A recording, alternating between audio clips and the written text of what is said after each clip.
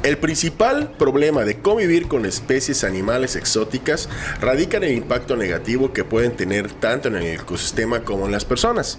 Estas especies, al estar fuera de su hábitat natural, pueden convertirse en invasoras, desplazando a las especies nativas y alterando el equilibrio ecológico. La pregunta del día de hoy es: ¿qué pasaría si tuviéramos un ecosistema invadido por esas especies exóticas en Yucatán? Imaginemos un universo donde, hipotéticamente hablando, un simple cambio ha generado un efecto mariposa, donde las posibilidades son infinitas, donde un mundo muy parecido pero a la vez muy distinto se ha desarrollado y las cosas no son como las conocemos. Vayamos ahí, a ese multiverso.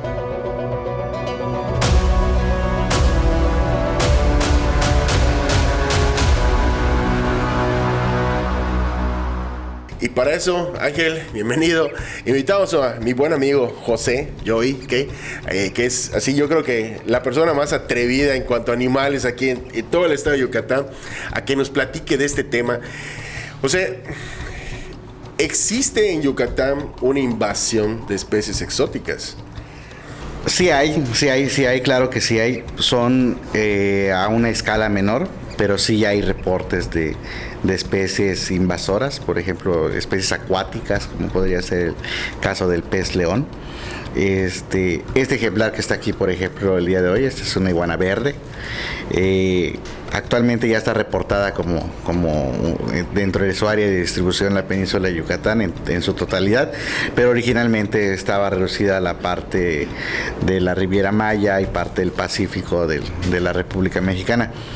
Y ha estado llegando de manera más cotidiana a asentamientos humanos o cerca de donde hay población humana, porque la gente los compra, los ve pequeños, dice lo puedo tener en casa, está bonito, no ocupa espacio o tanto espacio, ni tampoco es tan demandante como un perro, un gato u otro animal.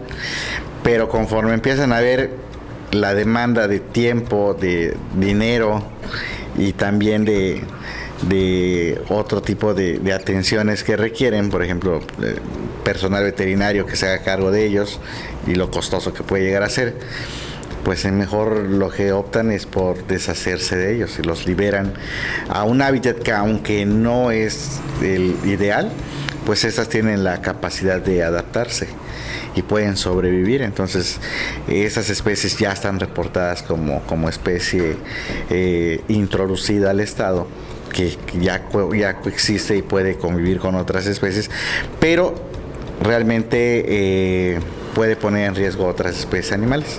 Y allá me surge una pregunta, ¿no? O sea, seguramente que ustedes han de regular las tiendas que venden estas mascotas, porque, como tú bien dices, es muy común que alguien compra un animal, una mascotita, y luego crece y ya no la quieren tener en su casa y la sueltan.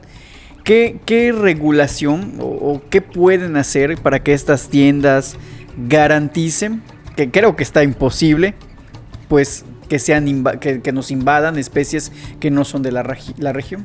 Hay algunas normativas que se aplican, no para todas las especies, en algunas es prácticamente imposible, pero hay otras en donde sí se puede realizar. Por ejemplo, hasta donde yo sé, las tiendas de hurones que venden hurones, todos los especímenes que llegan a tienda, que son de criadero, tienen que salir a venta esterilizados.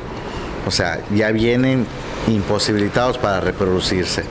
¿Por qué? Porque aunque no es una especie mexicana, en México existen especies locales que son muy similares. O sea, en Yucatán tenemos una especie de animal muy similar al hurón, es muy pequeño y sería, digamos, como que su primo latinoamericano, ¿no?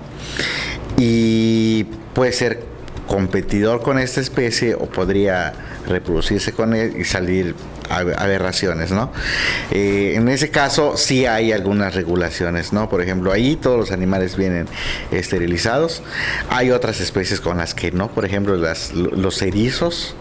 Los erizos llegan y tú puedes comprarte una pareja de erizos y cuando te das cuenta ya te llenaste de erizos en casa, ¿no? En el caso de estas iguanas también, o sea, muchos de ellos incluso las venden sin determinar el sexo, ¿no? O sea, te los venden con un sexo no identificado.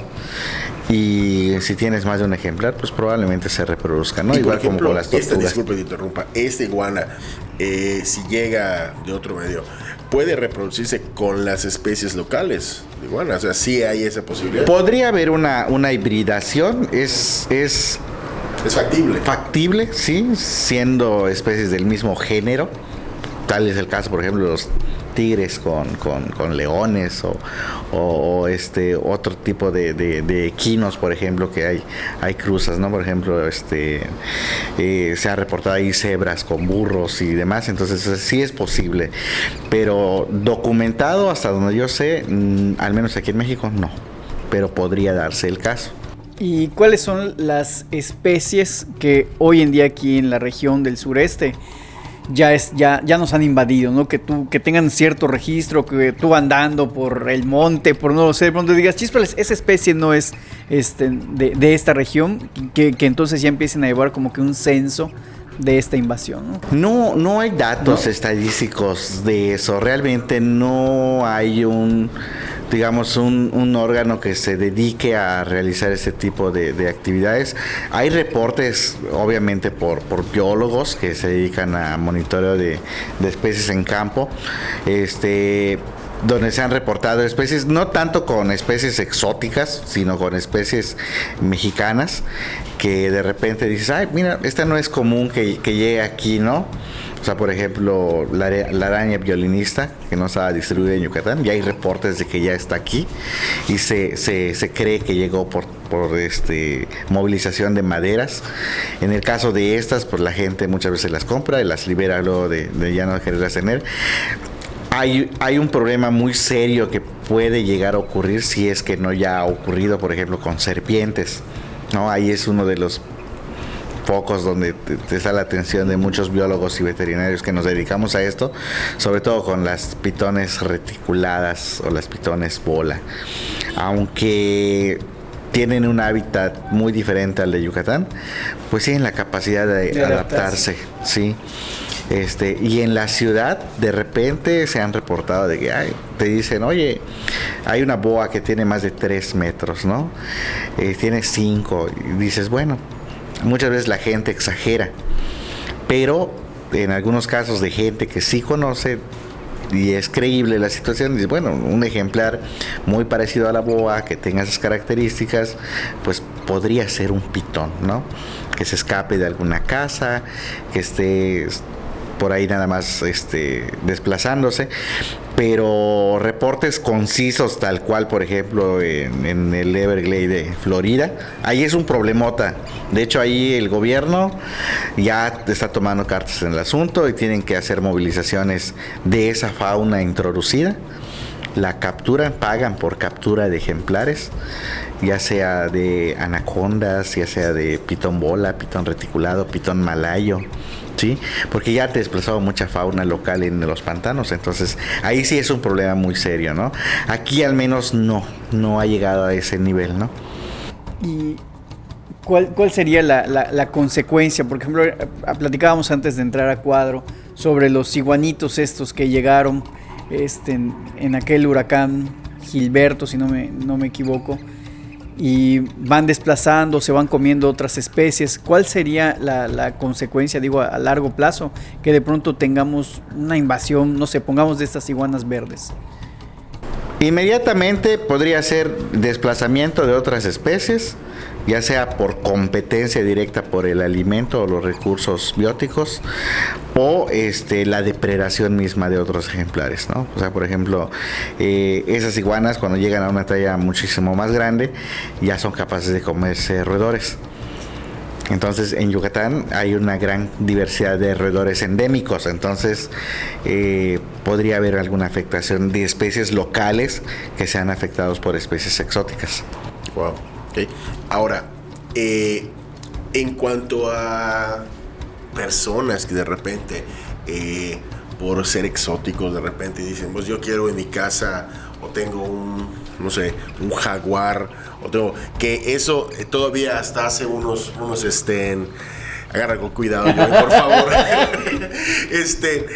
Hoy yo estoy haciendo más preguntas porque Guacho es el que está tenso. Estoy tenso de ese animal. Que de repente tienen, no sé, leopardos, felinos en casa. Que de repente ese felino, por X o Y, se escape. Y que tengamos un felino con la capacidad de hacer daño, pues a lo mejor a un niño o a alguien así pequeño. Existen regulaciones, me imagino, pero es una práctica que hasta hace algunos años veías en algunos paraderos turísticos, yéndote a zonas, aquí hay jaguares y aquí hay esto, que son especies, digamos, locales que las tenían en cautiverio. Ahora, ¿qué sucede o cómo verías tú que estos animales que deberían estar en su especie, bueno, en su hábitat natural, sean introducidos a medios urbanos? ¿Okay? Ahorita sí hemos visto muchos casos de algunos fraccionamientos afuera de las ciudades donde ves venaditos, conejos y todo, porque ya la mancha urbana ya invadió. Pero pudiera darse el caso que estos ya depredadores ya más peligrosos se metan a la mancha urbana y empiecen a buscar su comida ahí. Bueno, yo creo que el principal problema de tener esos animales cerca de la mancha urbana, en el caso de grandes felinos o de felinos de una talla considerable, por ejemplo, jaguares o tigres, leones, y como bien lo dices, de hace unos, ¿qué será?, 5 años para acá, ya es más fácil, así quiero decirlo, ya es más fácil adquirir un ejemplar por medios legales y que no te lo puedan retirar si cumples con lo que la ley pide, ¿no? Y muchos de esos animales están en la ciudad. No siempre se habla, no siempre se dice, pero pues ahí están, ¿no? El principal problema serían las fugas, ¿no? ¿Qué tanto pudieras tener improntado al animal para que permanezca en casa todo el tiempo y que no salga y ponga en riesgo la vida de un animal o de una persona, ¿no? Que sería lo más difícil que podría llegar a suceder. Otro problema que va con esto y también es un punto muy serio a tratar, es que muchos ejemplares que no son atendidos de manera correcta pueden funcionar como reservorios de bacterias, parásitos, virus y transmitirlos directamente a la gente que tiene contacto con ellos o a las mascotas que tienen en casa. Mascotas, ahora sí hablando domésticos, ¿no? Y bueno, ya no voy a decirles mascotas, vamos a decirle animales de compañía, ¿no? Es el nuevo término. Es el nuevo término. Incluso a estos ahora se les llaman los nuevos animales de compañía, ¿no? Y allá va, creo que parte de lo que pensábamos en el programa, ¿no? ¿En qué momento ya no voy a tener un perrito o un gatito y ya voy a tener un puma o voy a tener un cocodrilo en mi casa? ¿Tú crees que ese momento llegue en nuestra ciudad?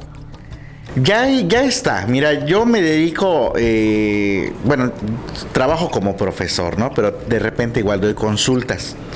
Y es muy común que me hablen porque hay alguien que tiene un iguano, un cocodrilo, una pitón, una boa o cualquier otra especie, ¿no? La ley permite tenerlo siempre y cuando se cumplan los requisitos que pide. Ahí no hay problema.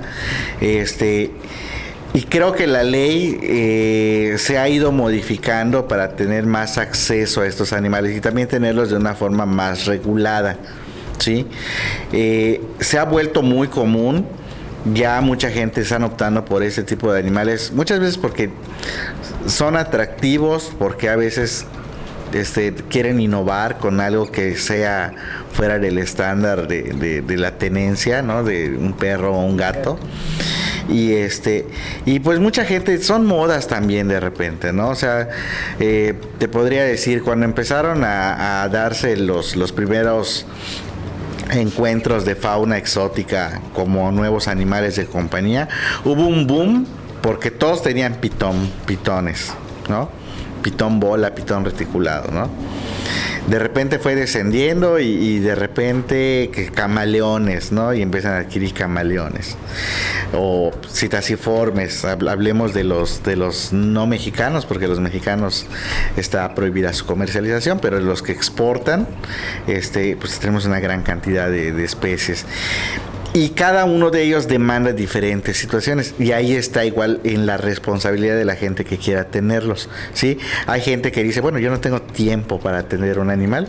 Pues puedo tener un gecko, puedo tener a lo mejor un pez, o puedo tener a lo mejor un cocodrilo o una tortuga, ¿no? Por ejemplo, las tortugas son de lo más, digamos, fácil, no quiero decir fácil, pero son de lo menos demandantes. Por ejemplo, tengo esta aquí. Esta es una tortuguita, esta es una tortuga morrocoy, es una tortuga sudamericana. Igual es muy muy común ahora como mascota, y hay otra que también se tiene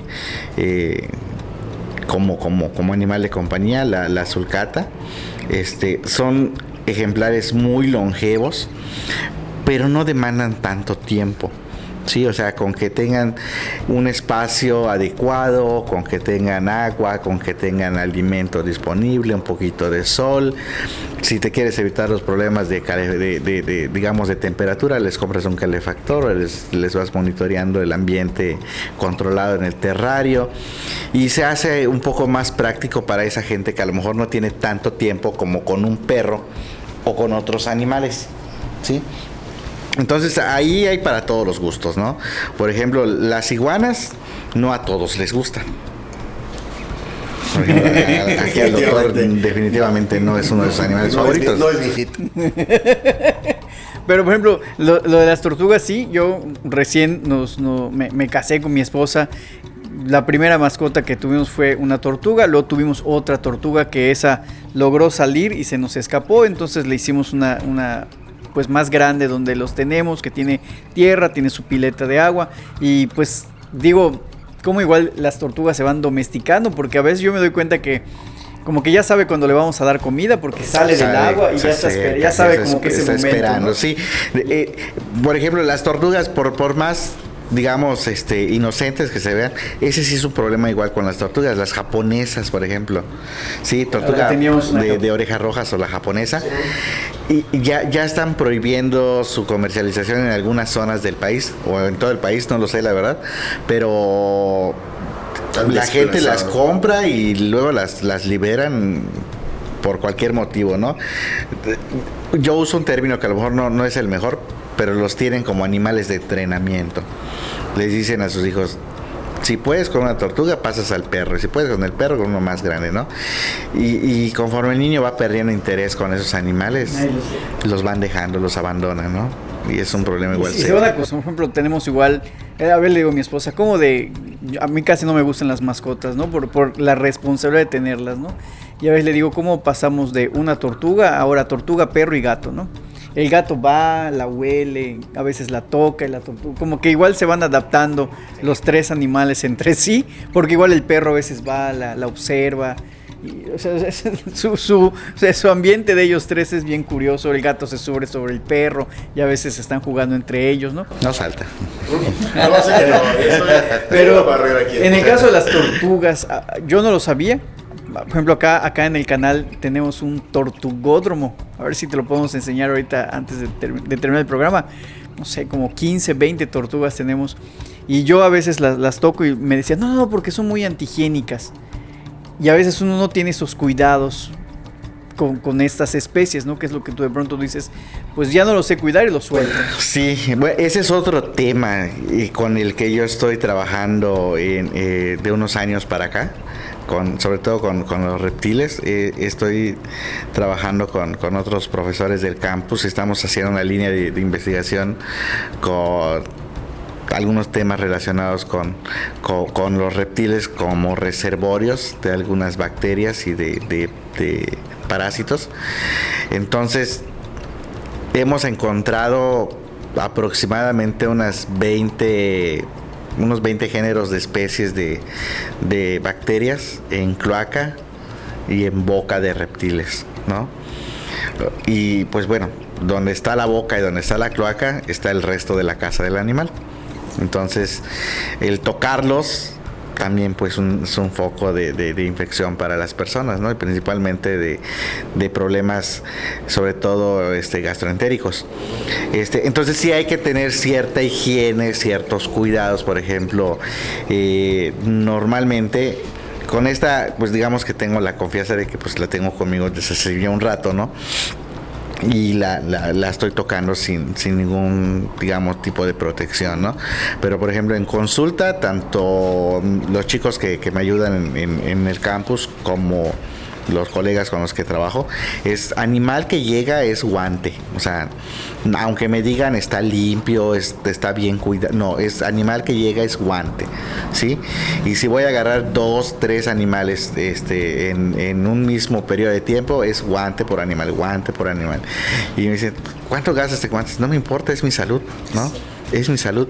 Y con la gente que llega con sus animalitos entran al consultorio, geles desinfectantes, salen del consultorio, geles, que se acostumbren a que después de manipular a los animales tienen que lavarse las manos, ¿no? Sí. Y ahora, o sea, me imagino que no solamente es para animales exóticos, igual para cualquier animal, porque sí, ves de repente perritos que están lamiendo a los dueños. Dices, sí. Ahora, una iguana o una tortuga como tú muestras, que bueno, pueden ser especies exóticas. Ahora, otra cuestión que ocurre, que te quería preguntar yo, es ¿qué sucede, por ejemplo, con la sobrepoblación de especies de estos animalitos que los tienen y luego los dejan afuera? Y por ejemplo, yo lo veo mucho, por ejemplo, por donde yo vivo, con los gatos. Y que cosa de hace unos años, todavía en la puerta de mi casa yo veía pajaritos. Ahorita, o sea, cómo han depredado pues prácticamente lo que es fauna aviaria. Local, sí. Uh-huh. Sí, ese es otro problema. O sea, hay animales que se pueden alimentar, o sea, para sobrevivir pueden modificar sus hábitos alimenticios, ¿no? Entonces, se pueden comer, en el caso de los reptiles, se pueden comer gatos, perros, o sea, dependiendo del tamaño, ¿no? Pero cuando son animales pequeños, pueden alimentarse principalmente de roedores o de aves, ¿no? Que sería la principal fuente de alimento. Y sí está reportado que, por ejemplo, con perros y gatos que se tornan ferales, hay mermas considerables en la fauna nativa en donde se distribuyen esos casos de feralidad, ¿no? Y por eso se implementan los programas de control reproductivo de perros. O sea, no es tanto para ayudar a la economía de la familia, sino también es por una cuestión de medio ambiente, ¿no? O sea, hay que tener bien identificadas esas especies y evitar que saquen de control. Recordemos que muchas especies cumplen una función biológica, tienen un nicho ecológico. Entonces, por más pequeño que sea el animal, si desaparece del medio ambiente, la función que ocupaba, ¿sí? O el nicho que ocupa desaparece, y a menos que haya otra especie que pueda suplirla en ese nicho ecológico, lo que sería el servicio ambiental que ofrece desaparece, ¿sí? Por ejemplo, podría ser que en aves, polinización, podría ser ¿cómo se dice? Dispersión de plantas por semillas. Un caso interesante que va entre comillas es, por ejemplo, el chile mash, ¿sí? No sé si se han fijado. Cierto, ya no hay. El chile mash tiene la peculiaridad de que únicamente germina si lo come un ave y la defeca. Sí, porque si tú pones a secar chiles y los pones a cultivar, es muy poco probable que germine la planta. Tiene que pasar por el tracto digestivo de un ave. Entonces, son casos en los que vamos a ver efectos inmediatos por la falta de algunas de estas especies. Sí, de eso sí me he fijado. Incluso yo compraba aquí cerca del Alemán unos botecitos de chile mash. Incluso, bueno, ya no hay. Cerró la tienda porque dicen ya casi se nos hace muy difícil producir ahora. Sí. Ahora, y en tu experiencia, para cerrar hoy, ¿tú recomendarías a la gente, nuestro público en general, tener este tipo de especies exóticas dentro del domicilio? ¿Bajo qué condiciones? Yo creo que es una cuestión de responsabilidad, ¿sí? Y abogamos mucho por la tenencia responsable. Y responsable en dos sentidos. La responsabilidad legal de adquirir animales que vengan de una tienda o de un establecimiento que pueda promover la venta de ejemplares legales que no sean producto de, pues, ni de tráfico ilegal ni de otra forma de adquisición, ¿no? Y segundo, la tenencia responsable con el animal, cuidando los cinco, ¿cómo le decimos? Las 5 libertades del animal, es decir, que tenga agua, que tenga alimento, ausencia de dolor, que pueda reproducir sus conductas normales y que esté libre de estrés, ¿no? Serían las principales libertades del animal, ¿no? Para esto hay que darle tiempo. O sea, yo creo que digamos, el tener un animal demanda tiempo, por el mínimo que sea. O sea, hay que cambiar agua, hay que cambiar recipientes, hay que lavar, desinfectar y sobre todo tomarse el tiempo de llevarlos al veterinario. O sea, no es tenerlos y ya está ahí, ¿no? Solito se cura, ¿no? Porque muchas veces, y me pasa con los reptiles, que es con lo que más atiendo, la gente cree que no se enferman o que no sienten. Entonces, sí se enferman de lo mismo que se puede enfermar cualquier animal, de la piel, de los ojos, de los oídos, de problemas respiratorios, problemas cardíacos, problemas digestivos. Entonces, necesitan una atención especializada y ojo, que vayan con médicos veterinarios que tengan por lo menos cierto conocimiento en el manejo de especies silvestres o exóticas. Perfecto. Pues Joey, tenemos agradecer muchísimo tu participación. Ha sido el capítulo más estresante de este podcast porque le tengo pavor a los reptiles. Y todavía falta la sesión de fotos, así que esa no te va a salir ahí. Bueno, pues amigos, queremos pues agradecerles y pues invitar a que pues platiquen al respecto de esto. Cuiden a sus mascotas, aliméntenlos, llévenlos con veterinarios certificados, con veterinarios que sepan del tema. Y bueno, con esto nos despedimos de este capítulo de Hipotéticamente Hablando, donde lo hubiera, sí existe.